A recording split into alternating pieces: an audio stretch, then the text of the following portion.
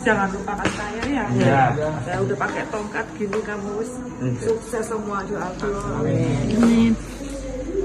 Allah, kamu itu sing tak marahin, sering tak marahin, ini malah tak gugah siang-siang tak marahin. Ya Allah, kamu sekarang malah sing paling eling ning aku ya Allah. Kasih ya, Bim. Viral di media sosial sebuah kisah haru siswa pasca lulus sekolah menengah atas. Kisah ini dibagikan melalui akun Instagram @catonkatonen. Mantan siswa SMA beri hadiah ke wali kelas bernama Bu Retno setelah pensiun. Kisah ini bermula 2 tahun lalu, saat hari guru siswa itu hanya memberikan bunga kepada Bu Retno.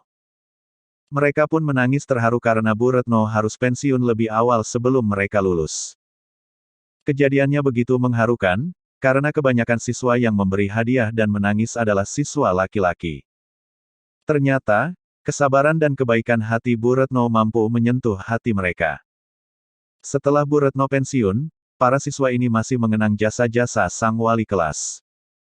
Mereka pun berinisiatif memberikan hadiah spesial kepada Bu Retno. Kini setelah mereka lulus, mereka pun memberikan hadiah tak terduga kepada Bu Retno. Mereka mendatangi kediaman Bu Retno. Nampak Bu Retno kaget melihat mereka.